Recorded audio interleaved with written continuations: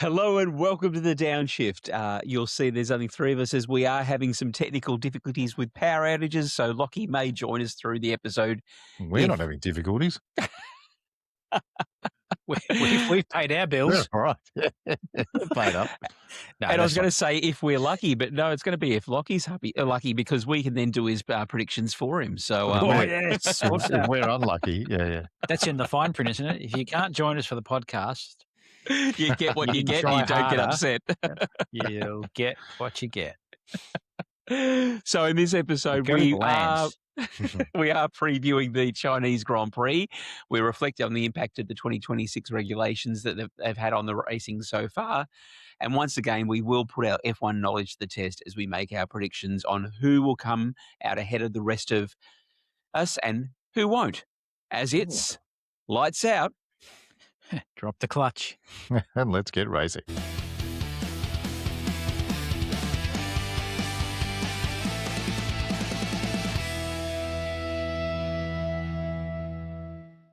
Hello and welcome to the DownShift as we head to Shanghai for the second round of the 2026 F1 calendar. Joining me is Huppy and Schwags. And as we said, we are missing Lockie due to a power outage in his area. So I think he cracked it because it's a sprint round, didn't he? We don't miss him that much. Just said, nah, too bad. I'm chopping out. We asked him to talk about sprint round and he's gone, no. Yep. I'm out. Yep. Oh, that means no weather. Oh, no. Oh, I think we can struggle through it. I know it's an extremely difficult and technical subject to cover, but I'm sure we could bash one out. Yeah. We'll do our best. So, fresh off Mercedes' dominant 1-2 in Australia, all eyes turned around to the Chinese Grand Prix at the Shanghai International Circuit. With the 2026 regulations shaking things up, we're expecting high-speed challenges on these epic straights, but also some fierce battles through the twists and turns of this exciting circuit. Also, this is the first sprint round. Insert sigh here. Mm-hmm. And we'll see if this will have a major impact on proceedings. So with energy management creating more overtaking opportunities in Melbourne, Shanghai's long straights will test power deployment even more. Shanghai has been an F1 stable since 2004. And what makes this 5.451 kilometre beast unique is its design. It's inspired by the Chinese character Shang, which means above or ascend. It has 16 turns, 9 rights and 7 lefts, with the iconic turn 1-2 complex, which is a tightening right-hander that demands precise braking and traction. This is actually the longest straight in Formula One with a 1.4 kilometre back straight, where cars will be hitting speeds over 330 kilometres, we hope. And then backing off to about 200 by the end of the straight. Will they really? We'll see. Remember, we are at the peak of motorsport where we should be going at the maximum speeds, and we're asking our drivers to slow down. To recharge a battery. We're not asking completely them deploy to. on the We're next just not straight. allowing them to. Anyway. So, and in fact, as we were preparing for this, Lockie did have a great question in regards to whether or not we're going to see the cars use all the battery, then recharge and use the battery at the end. So on the same straight. On the same straight. Which would be just absolutely ridiculous, surely. Every racing series in the world would just be laughing at Formula One. Like they can't let that happen. Like cars have to be able to deploy power, hit VMAX down a straight and not wash off 100 kilometres an hour of speed going full throttle towards the end of the straight. That would just seem stupid to me. Can I ask a novice question at this stage? Can they deploy the battery? When they deploy the battery, is it just 100% on and off, or could they deploy it? Like, can they stretch that out? So they go, we're doing this long straight. I don't want all of it to be burnt up straight away. Let's deploy at a 75% rate so that we've still got not 330 Ks, we've got, maybe 300 Ks for the whole length, but we've still got boost to the very end. We should clarify. It's not necessarily the running out of battery issue. That's not the issue. They can control how much power they deploy. It is the need to, at the end of that straight, recharge the battery again so you can deploy it on the next straight. So the back straight's 1.4 k's long. They do two corners or 2.5 corners onto the main straight, which is probably at least 1 kilometre long by the looks of it. They want to deploy there as well. So if you're deploying as much energy as you can down the back straight and you run out, you have to recharge into that last section of corners. So the only way to recharge is to brake and recover that energy. Slow down effectively. So instead of picking braking zones, they're going to be picking recharge zones. How early where's the optimal point? How early do we start recharging? Yep, slowing the car down. Yep.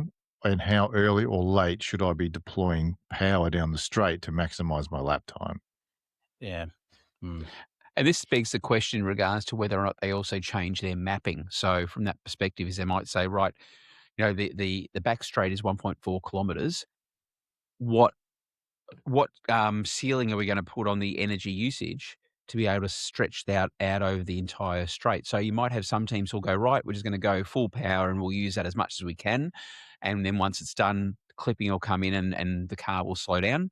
Or other teams might say, right, if we calculate this out, we'll actually be able to use this for the whole straight, but the car will not hit its maximum speed. So again, we're going to see different ways that teams are going to approach races, different ways that they're going to approach their mapping, their engine management, their battery management. And to your point, Dan, is it is a manual system. So the driver engages straight line mode, which opens the front and rear wings to be able to take away drag.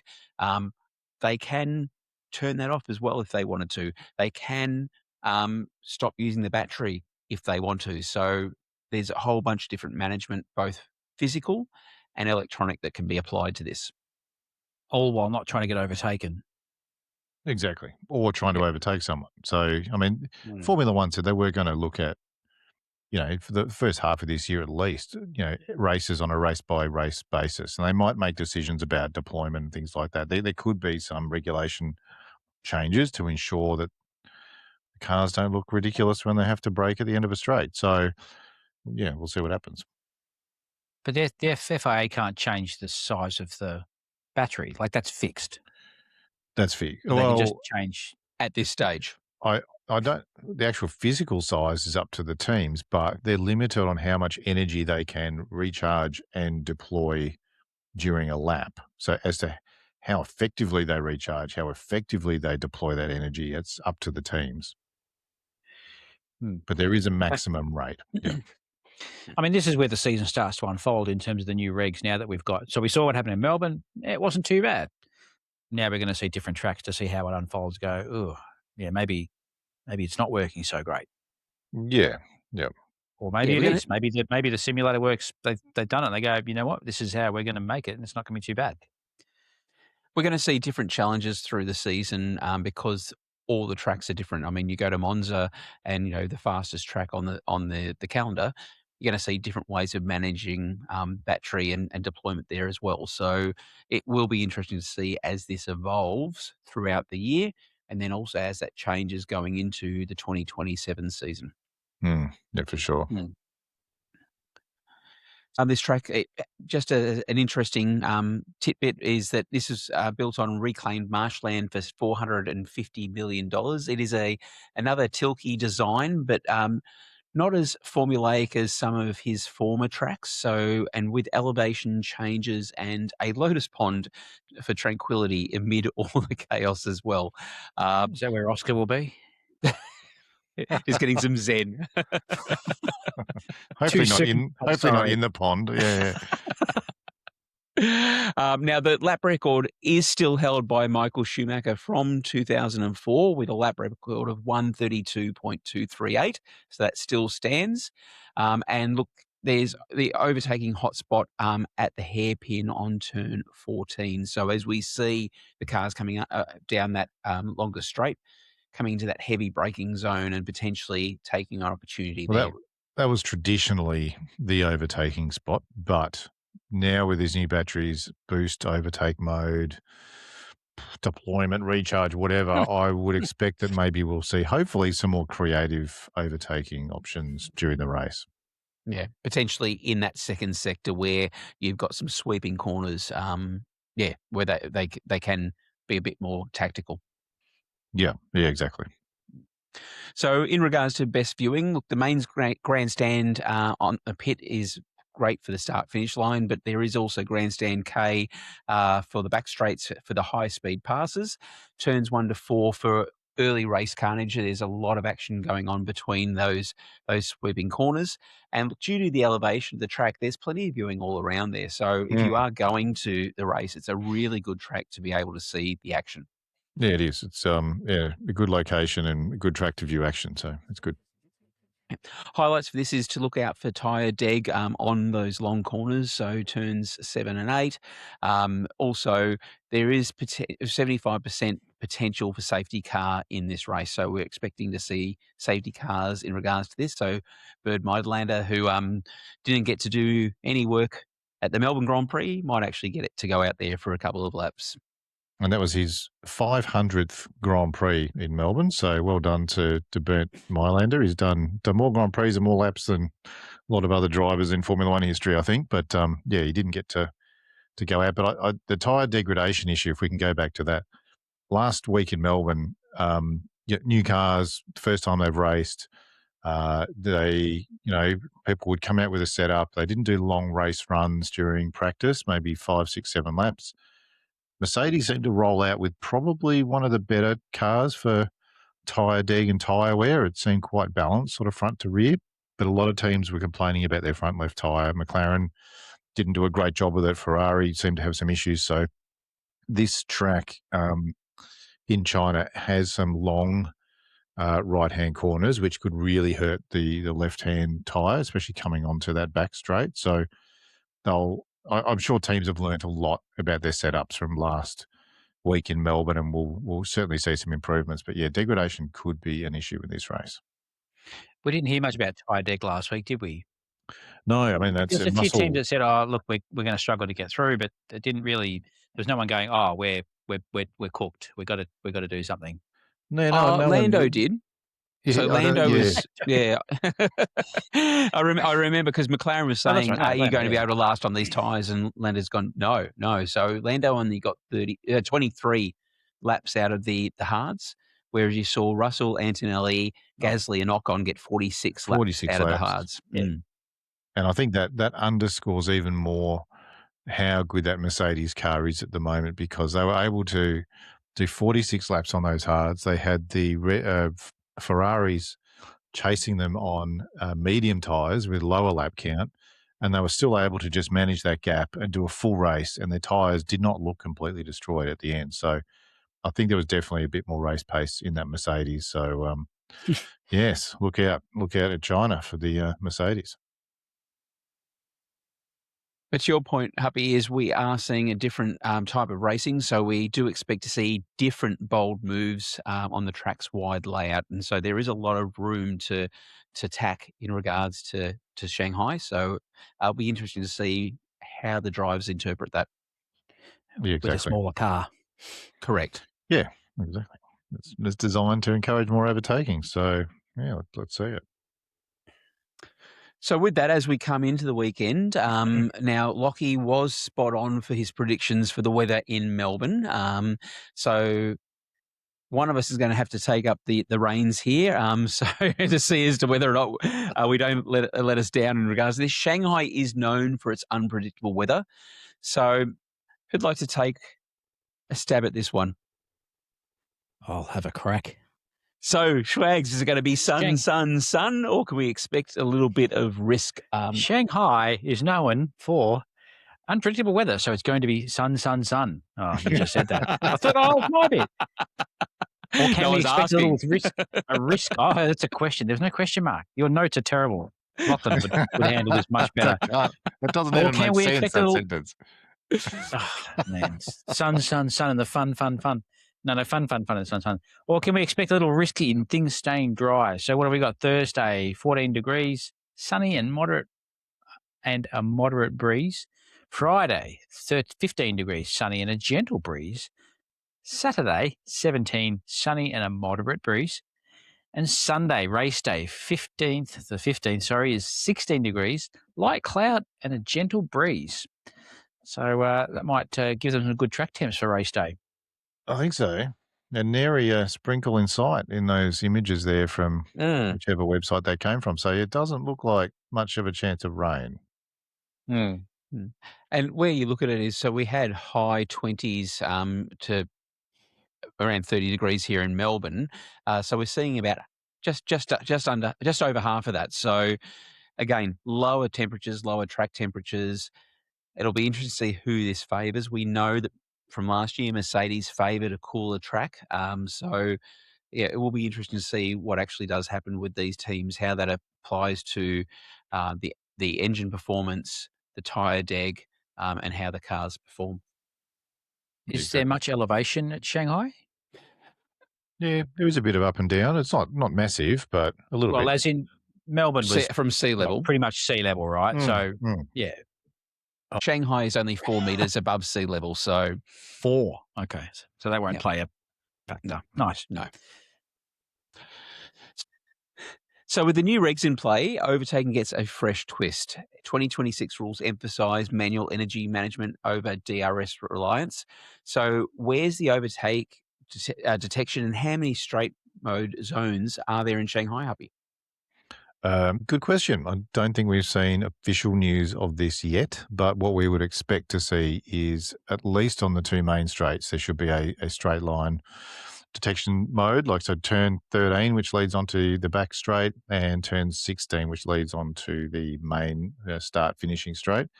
It's possible there might be another zone. There's between turns 10 and 11, perhaps, but yeah, definitely on the 2 main straights. They're very long. 1.4 kilometres for that back straight is an extremely long straight. So if cars can get within 1 second of the car in front through turn 11, 12, 13, that will help them in an attempt to overtake down the back straight.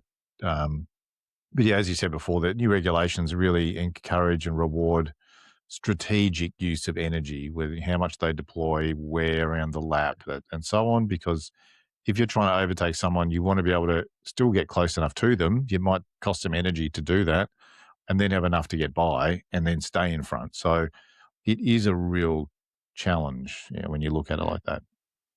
But yeah, hopefully we would expect a decent number of overtakes at the race. We had over 120 in Melbourne. So if we can get another 120 overtakes at Shanghai, I think the viewing audience would be pretty happy. So previously we've had drivers like Verstappen who've thrived here. Manual modes mean skills shine in wheel-to-wheel duels. Do we think that Verstappen's going to be having a better weekend this time around? A bit more fun behind the wheel? No, I still think he will feel no emotion, as he said, but he's not enjoying these cars at all. And I don't think we covered it last week, but it's interesting to see, like, as fans, the racing looks good, but then there was a lot of drivers that were commenting about it just not feeling like it should. It's a very big change in the way they drive, compared F4, F3, F2. Then you hop into Formula One, which is now like a hybrid between Formula E and F2. It takes a different style of driving. It's just, I can see why a lot of them are not enjoying it. We're going to have to wait till the end of the season or the start of next year for them to be getting their strategies and their driving styles right as they go through the whole series of tracks now through the season, and every track's a bit different. I think they'll work it out pretty quickly. There's an optimal way to drive it. There's an optimal way to do an overtake. So they'll find that pretty quickly, and some of them already have. So yeah. But we'll be watching for aggression in Zone 1. Late lunges into Turn 1 could spark some drama, and especially with the rookies pushing the limits. And I think that's the whole thing is you're going to see with these new cars is the rookies or the younger drivers are going to be pushing it that little bit harder, trying to get the most out of it. So we could see, and we've seen that with the power spikes that are coming through from Melbourne. You might have the car sort of thrown off balance, and the younger drivers. Well, actually, I shouldn't even say the younger drivers because we saw that Impact Max last weekend. But that's going to have a massive impact on the way the cars handle. I think the other thing to consider is that we're talking about energy management, deployment, and so on, and the Sector 1 and Sector 2 are really quite twisty. So if you had an opportunity to do a a sneaky boost, overtake on someone, between turns 3, 4, and 5, for example, and use a bit of extra energy to get in front there at the start of the twistier part of the track, you might be able to stay in front of them, still harvest enough energy and so on to then keep ahead in the long straights in sector 3. So I would hope there would be some more creative overtake opportunities, and drivers, I think, like Max and some of the more experienced ones will be looking for those opportunities to launch a surprise attack on someone. I was actually thinking that because around those back twisty bits, there's possibly not a lot of spot to deploy your energy through that whole sector, is there? Well, you can, but you're at risk of hurting the tyres, heating them up too much, and the cars have so much acceleration under high torque that you could get sideways, you could spin, it could be risky. But for the drivers who have a well balanced, compliant car, that might be worth using up some energy in some of those corners to get around the outside of someone if they can, or whatever. So let's hope we see some good action, good overtakes. This is where you'll have some interesting racing where you can have some squirts of deployment and then recharge very quickly and have some squirts of deployment. So again, I'm really excited about this race more so than Melbourne because we will see some very different driving through this Grand Prix.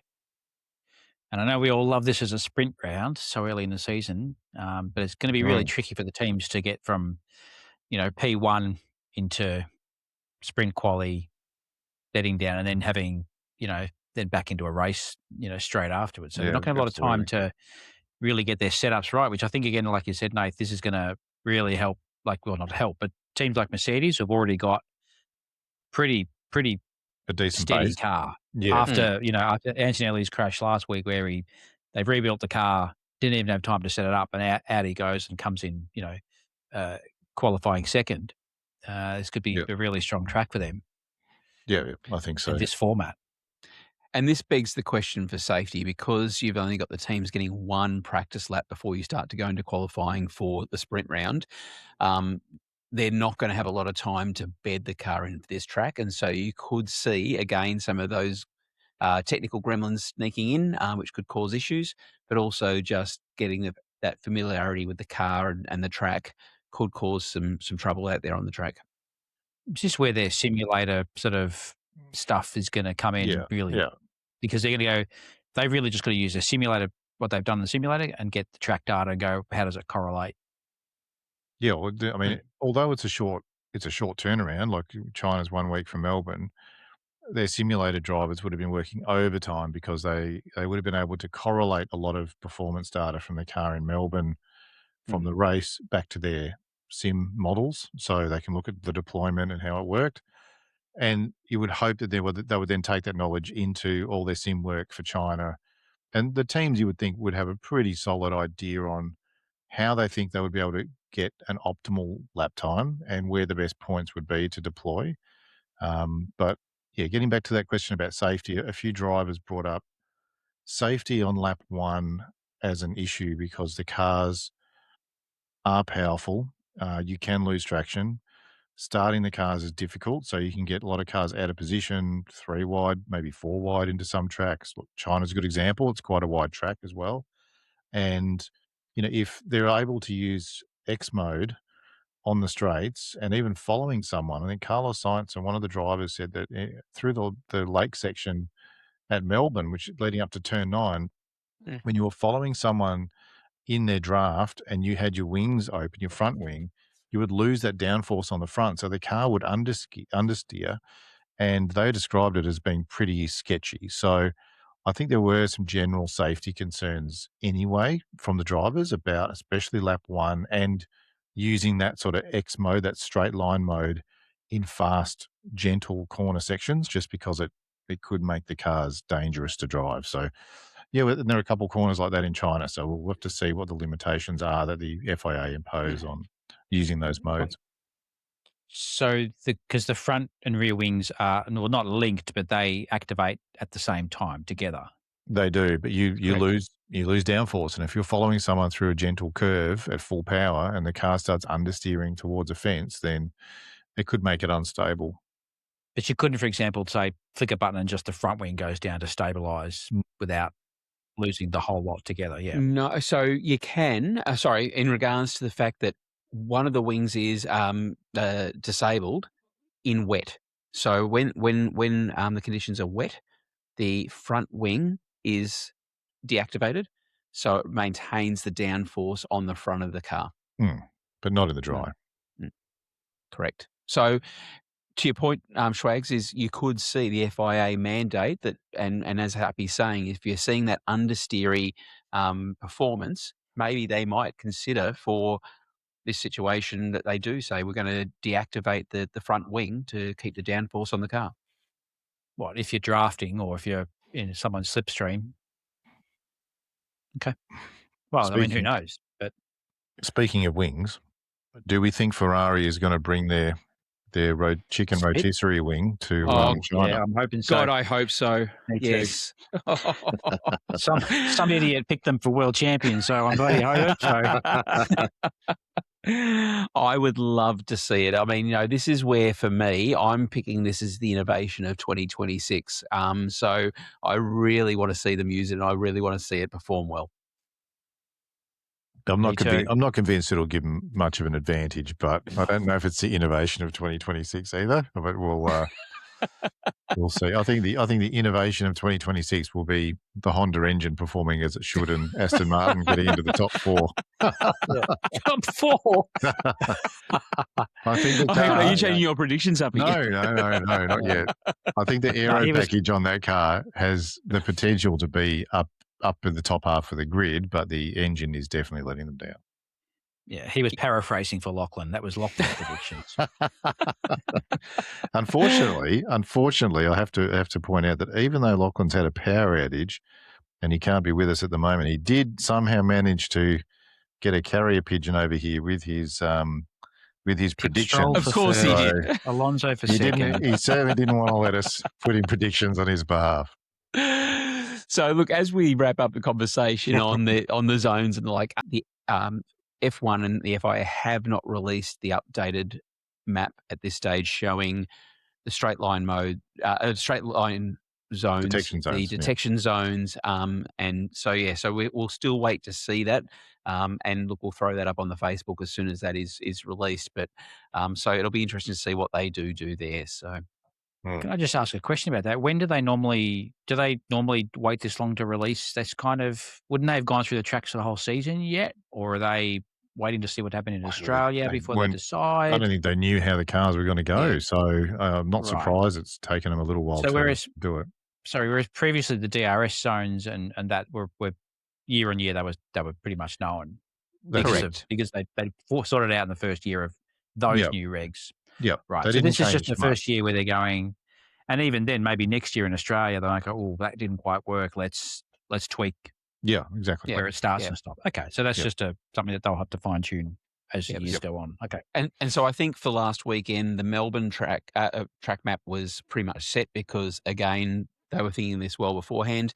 Now that they've had one race, they'll be reconsidering what that looks like, and so we may see that come mid to late this week.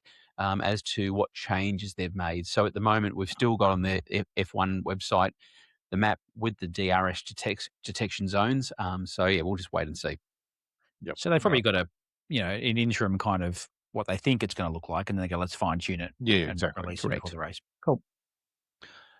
All right. So with that, we've dissected the track, and now it's time for our hot takes on the results. So jumping into the predictions.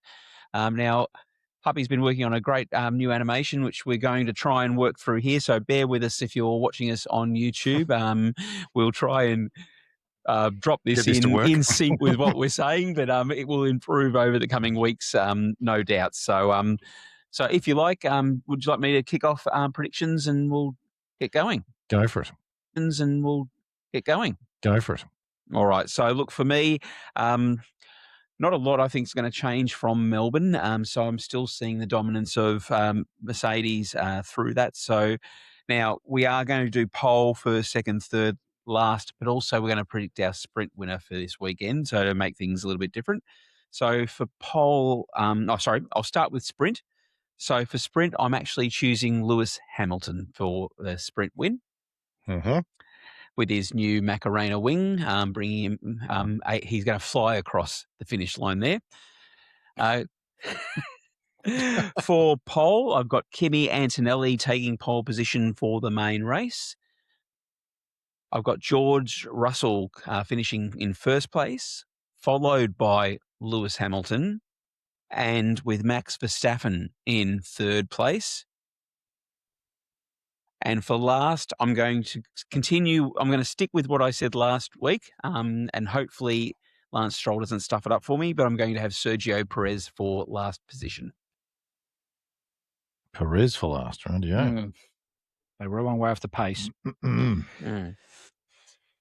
right. Do you want me to do? I can do Lachlan's if you like.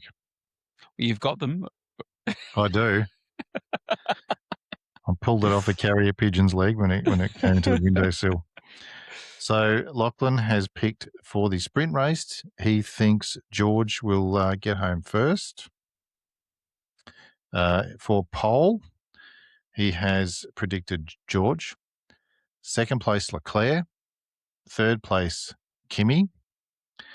And he has given us an interesting and unique opportunity here because he has not provided the driver that he thinks will finish last. Kimi Antonelli. What should we do?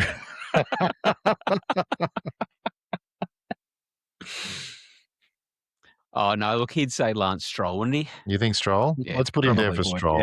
Yeah. I think that's a fairly safe bet. And if he doesn't like it, then stiff cheddar, Lachlan, you're not here, so that's what you're getting. Do better with your power. Blame your energy provider. Pedal that bike harder, get the power back on.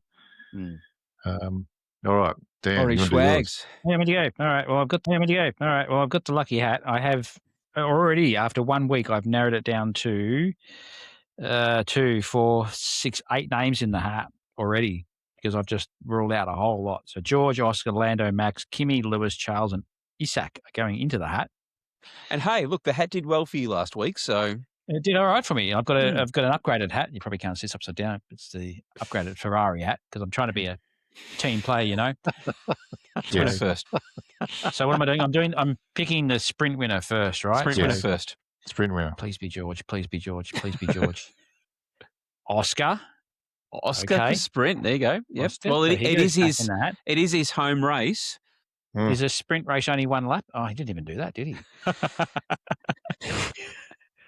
All right. So now for pole is going to be Max Verstappen. Ooh. It's not terrible. So he can go back in the hat again. And so the winner of Shanghai is going to be Lando Norris. Whoop-de-doo. Coming in second place is going to be, oh, yikes, Isaac Hadjar. Right. You never know. You do never know. Oh, look, he was doing well last did well week in until Melbourne. his engine died. And if they've got the smarts they've learned from Max's engine, who knows? It could be better than you think. And in third place is Oscar. Okay. Now, I'm going to do the same for last place. Why not? Even though I think it'll be Stroll. So you got the bottom half of the names in the hat? Bottom half are going back into the hat now. The remaining, what have we got? Just the coordination in your studio has got to be amazing. Oh, there's a team working at the back here to sort this out for me. You would not believe. Have you got a bigger budget than Lachlan for his weather? The weather. Anyone can do the weather, obviously. Case in point. And so last place will be Alexander Albon. Okay. So he actually has to finish that, doesn't he? That's not a DNF, is it? He has to keep going across the line. Keep going, yep. Not terrible. All right. Well, there you go. There's our predictions for Shanghai. We'll see how we fare for this weekend. Did we do Nathan? No. Oh, no, we didn't. Sorry. No. Happy. So our predictions. We didn't want to give him any points, so he's really far ahead. Surprise, surprise. It's a new change to the regulations on scoring. So if you're in front, you don't get to predict the coming week. Lachlan's headed around to your place to turn the power off too. For the sprint race, I'm actually going to go for Kimi for pole, Russell. For the race win, Russell. I'll do Kimi for second. I think the Mercedes are just going to be too hard to beat for the first few rounds. Mm-hmm. Third place is a little bit tougher, but I think it's got to be between the two Ferraris, and I'm going to stick with Leclerc for third. And last across the line, I'm going to pick Alonso. Fair call. If he can finish the race, I don't know. I feel a bit risky putting all my eggs in the Aston Martin basket, but yeah, we'll see. I think if he finishes the race, he'll have no teeth left. Yeah, they've ordered some padded gloves off Temu for him. I know. I'm just expecting Stroll's car to blow up. He's going to do something. He's going to blow up, and then Alonso will cruise through. Carry the team through for victory. Oh, well. Well, we'll have to see, because last place is going to be tough soon, because if Honda get their reliability up, the Aston is faster than the Cadillac, but the Cadillac is more reliable at the moment. So at some point they're going to converge. There's only one of their cars. It's going to get tough to pick. Yeah. Something has to happen, because Andy Cow his family want him to come home. Yeah. Can't spend the next 4 years in Japan. It was a great country to visit, I must say. Great country to visit, but when your family are halfway around the world, you do want to get home at some stage. So, look, now before we finish, we did mention in our last episode that Huppy has been working feverishly on a live timing app to help our subscribers keep close to the action. So for those who are tech nerds like us and Formula One nerds, jump on to the downshift.com.au, and there is a link on the website to the live timing. This gives you a whole bunch of information in regards to everything: lap times, sectors, microsectors, pit stops, tyre usage, everything. So you can follow all the cars, complete live timing. It's the official Formula One data feed.